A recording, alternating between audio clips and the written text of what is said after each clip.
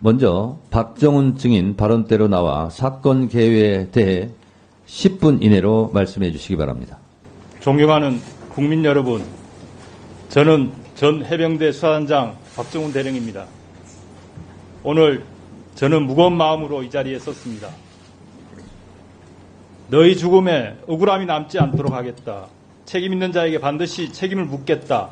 이 말은 제가 고 최수근 시신 앞에서 다짐하고 약속한 말입니다.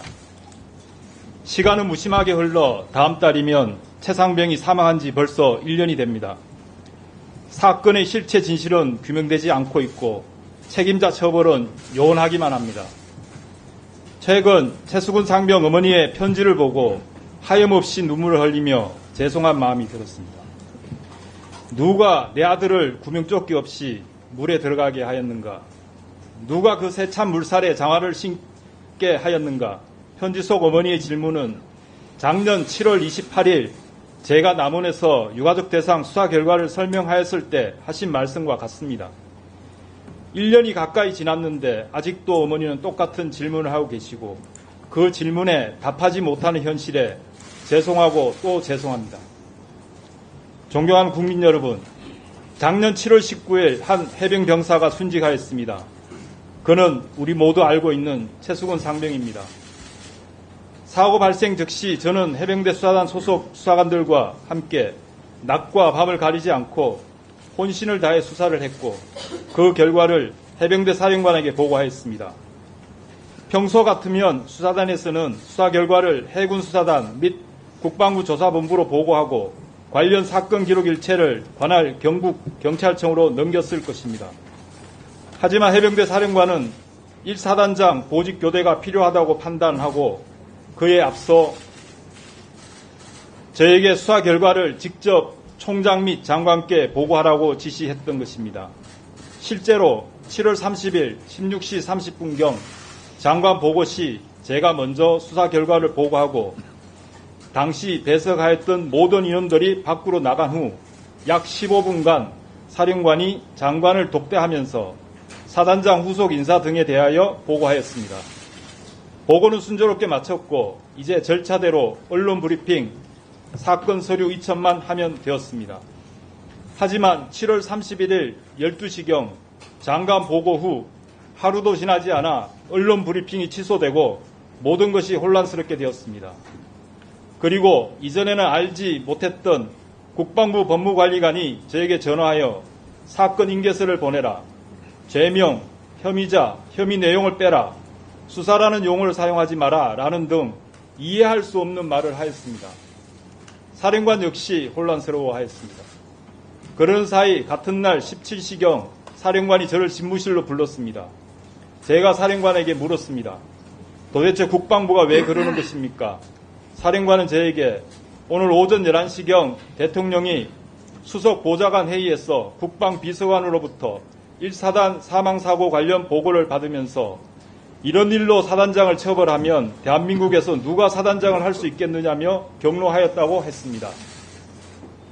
대통령이 국방과 관련하여 이렇게 화를 낸 적이 없다고도 했습니다.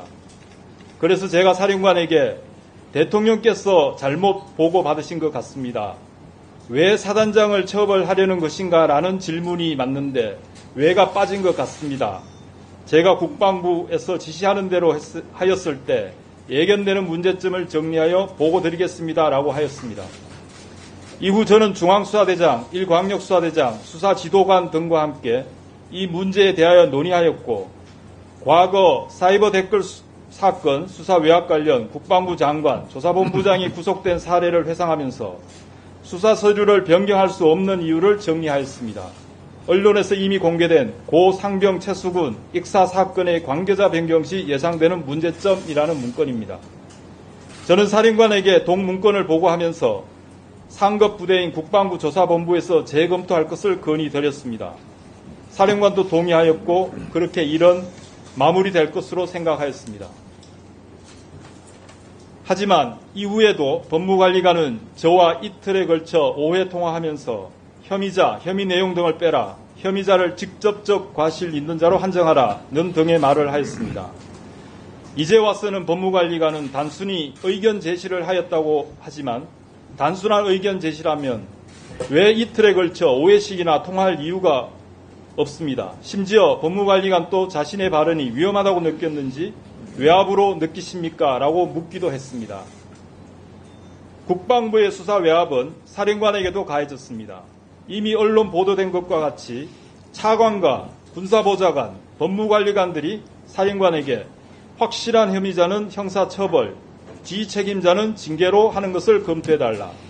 7월 30일 장관 결재는 중관 결재로 하고 장관 귀국 시 재보고하라. 해병대는 왜 말을 하면 안 듣는 것이냐? 라는 등 전화와 문자를 하였습니다. 저는 사령관에게 수사서를 축소 왜곡하는 것은 대단히 위험한 일이고 직권남용으로 처벌받을 수 있다. 계획된 대로 경찰에 이첩하여야 한다고 수차례 건의드렸습니다.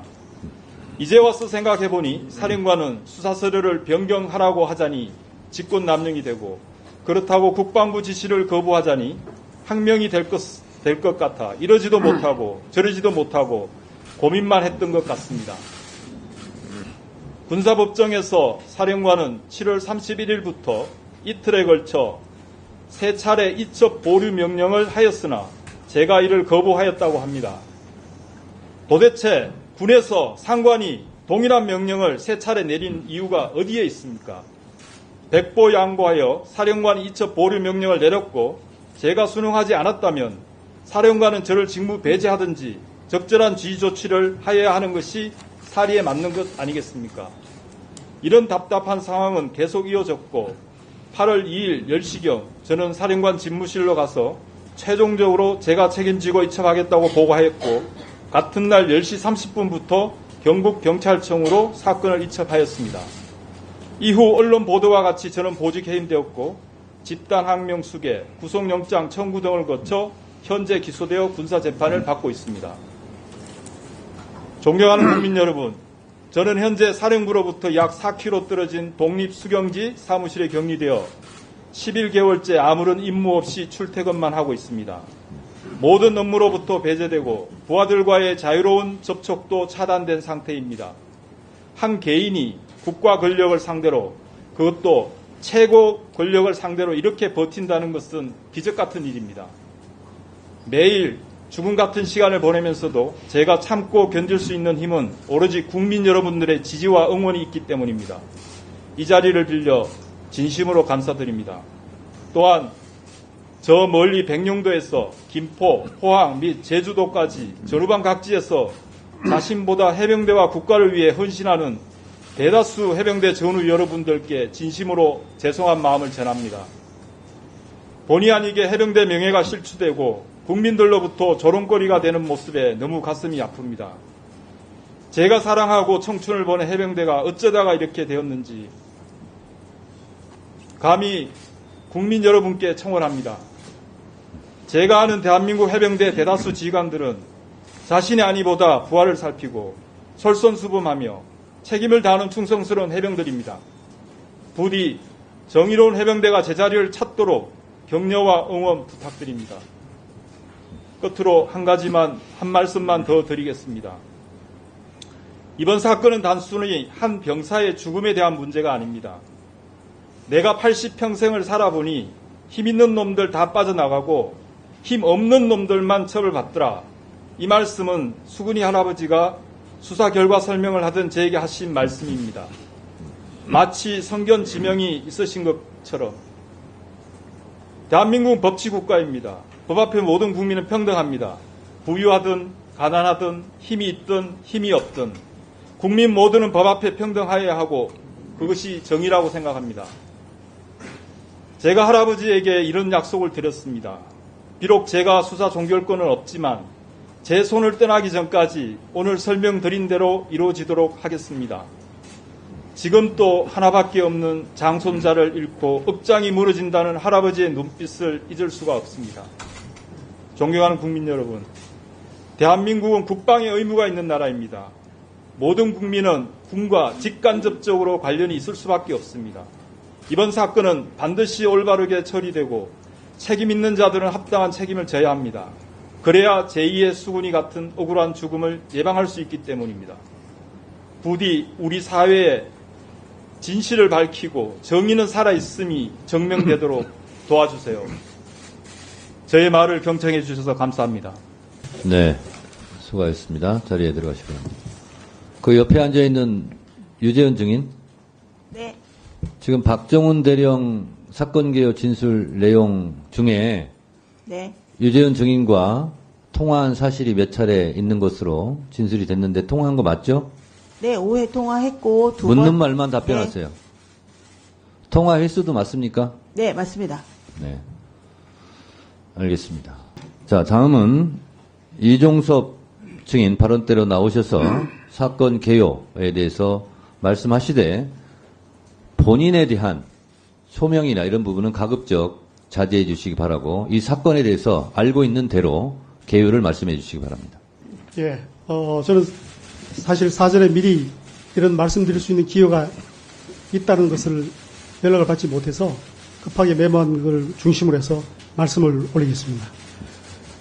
먼저 군 작전간에 안타까운 희생자가 발생한 점에 대해서 참으로 송구하고 다시 한번 안타까운 마음을 전합니다.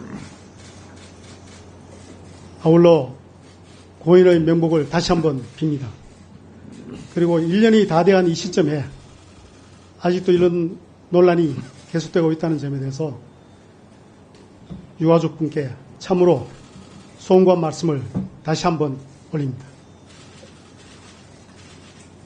철저한 수사를 통해서 책임을 조속히 규명하고 이제는 재발 방지 대책과 같은 그러한 미래를 향해서 우리 군이 좀 더 강해진 모습으로 나가는데 더 많은 노력을 했으면 좋겠다는 생각을 하면서 제가 메모한 것을 중심으로 해서 간략하게 보고드리겠습니다. 7월 30일 날 오후에 일요일인데 제가 해외 출장 준비 중에 바쁜 시간에 해병대 사령부로부터 언론 설명 자료를 보고하겠다. 시간을 좀 달라 해서 짧은 시간 할애해서 보고를 받았습니다. 그 자리에서 제가 보고를 받고 두 가지 의문점을 제기했습니다. 첫 번째는 여단장은 입수 금지 그리고 꼭 필요한 경우 우리 장화 깊이까지만 들어가라 라고 지시를 정상적으로 했는데 왜 업무상 과실치사 혐의가 적용이 돼야 되느냐라는 질문을 했었고 그 다음에 현장 통제를 했던 여군 2명 포함해서 그 간부들은 단순히 그 수색조에 포함이 같이 되어서 함께 힘들게 고생했는데 왜 이들은 왜 업무상 과실치사 혐의가 적용돼야 되느냐라는 질문을 했었습니다. 그리고 유가족분들께 이미 다 설명이 되었다는 말을 듣고 제가 단호하게 다시 재검토를 시키지 못하고 알았다라고 하고 결정을 했습니다. 그리고 다음 날 31일 날 제가 11시 12시 직전에 해병대 사령관에 전화해서 이쪽 보류를 지시를 하게 됩니다. 그 이유는 제가 전날 보고받았을 때 의문점을 가졌던 것을 좀 더 확인해 보고 싶었고 또 그 전날 보고받을 때는 언론 브리핑자로 보고라고 해서 대변인과 정책실장을 배석시키고 해당 참모였던 법무관리관실에 배석하지 못했습니다. 그래서 법무관리관실의 의견도 듣고 싶고 해서 일단 보류를 하라라고 지시를 했습니다. 제가 볼 때는 그 사후에 검토하긴 하지만은 이첩 보류를 지시한 것은 적법한 지시라고 저는 확신을 하고 있습니다. 그 다음 8월 2일 상황에 대해서 말씀드리겠습니다. 8월 2일 날 이때 해병대 사령관으로부터 제가 전화를 받습니다. 당시 해병대 수사단장이 경북경찰서로 이첩 시도를 했다 하는 거였습니다. 그래서 제가 바로 검찰단장으로 전화해서 국방부 검찰단장에게 해당되는 조치가 뭐냐라고 토의를 하고 수사를 지시를 했습니다. 이어서 해병대 사령관에게 인사조치를 검토하라고 지시를 합니다. 그 두 가지 지시가 있고 난 다음에 대통령실로부터 전화를 받았습니다. 그래서 이미 그 시점은 제가 지시를 하고 난 다음 시점이고 제 기억도 그렇고 통화 기록상도 그렇게 되어 있습니다. 그 다음 제가 8월 8일 날 법무관리로부터 이 문제를 앞으로 어떻게 할 것인지 라는 것에 대해서 검토를 한 결과를 보고를 받습니다. 거기에는 재조사 같은 경우는 다시 조사를 해야 되기 때문에 시간이 많이 걸린다. 그리고 또 불필요한 오해를 받을 수 있다라는 그러한 이유 때문에 해병대 수사단의 상급지대인 국방부 조사본부에서 기존에 해병대 수사단에서 조사한 것을 가지고 다시 한번 검토를 해서 타당한 결론인지 필요한 부분에 대해서 좀 더 보완해서 어차피 경찰로 넘어와서 경찰 수사를 하게 될 거니까 그래서 경찰로 이첩하자라는 식으로 보고를 하게 됩니다. 그래서 제가 승인을 하고 8월 9일 날 국방부 조사본부장과 수사단장을 불러서 지시를 합니다. 재검토를 하라라고 지시를 하고 그 이후에 8월 20일 날 재검토 결과 보고를 받습니다. 그래서 2명은 혐의가 특정이 됩니다. 그래서 피의자 신분으로 기재를 하고 나머지 2명은 제가 처음에 보고할 때 지적했던 초급 간부 2명, 초급 간부라고 표현은 다를 수는 있지만은 중위 1명과 상사 1명입니다. 이 2명은 아무리 봐도 혐의 단정할 수 없다. 그 2명은 뺍니다. 그럼 나머지 4명은 현재까지 해병대 수사단에서 조사한 그 조사 기록만 가지고는 업무상 과실치사 혐의가 있다라고 단정이 어렵다. 그러니까 수사권이 있는 민간 경찰에서 수사를 하도록 하는 게 좋겠다. 해서 그렇게 표시를 하고 6명을 경북경찰청에 이첩을 하게 됩니다. 그래서 세간에는 사단장을 빼고 이첩했다는 얘기가 많은데 그렇지 않습니다. 해병 1사단장이 포함이 된 상태에서 포함을 시켜서 경북경찰청에 해병대 수사단에서 조사했던 조사 기록 모두 일체를 그대로 이첩을 하게 됩니다. 그래서 현재 경북경찰청에서 수사를 하고 있는 중입니다. 그래서 아까 박정훈 대령이 이야기했지만은 정말 사실대로 정확히 밝혀져서 이제는 우리 군이 좀 더 위협에 대비하는 그런 강한 조직으로 나설 수 있도록 우리 국민 모두가 성원을 해 주셨으면 하는 그런 마음을 전하면서 마치겠습니다. 네, 수고하셨습니다. 자리로 돌아가 주시기 바랍니다. 이종섭 증인, 아까 네. 발언 중에 국민들께 죄송하다고 사과했죠? 예, 그렇습니다. 네. 자, 그런데 중요한 사건 개요를 객관적으로 말씀하려고 했는데 대통령과 전화했다는 것은 왜 뺍니까? 아까 제가 8월 2일 날 그 사건을 했습니다. 대통령실로부터 전화가 왔다고 그랬죠. 왜 대통령하고 통화했다는 사실은 뺍니까? 네, 그거는 대통령하고 통화한 사실이 있어요, 없어요? 있습니다. 대통령과 직접 몇 차례 통화한 했습니까? 맞습니다. 몇 차례 했습니까? 기록상으로는 3차례인데 안 기록상은 몇 차례입니까, 그러면? 제가 차량으로 이동 중에 받은 거라서 와이파이가 좋지 않아서 끊어졌다 다시 자, 받은 게 기록상 실제 3번이라고 그랬죠? 예, 그러면 기록상 3번이면 더 여러 차례 했다는 거네요. 맞죠? 그렇지 않습니다. 기록으로 되어 있는 것이 전부입니다. 기록상 3번이라면서요. 기록상 3번이 실제 3번이면 뭐라고 기록상이라고 말할 필요가 없잖아요. 실제 3번입니다. 분명합니다. 실제 3번입니다. 그런데 왜 기록상 3번이라고 말합니까? 기록상 3번이라고 말했기 때문에 기록되지 않은 더 많은 전화통화가 있지 않냐라고 당연히 물을 수밖에 없는 거죠. 저는 반대로 말씀드리고 실언입니까? 싶은 것이 실언이에요?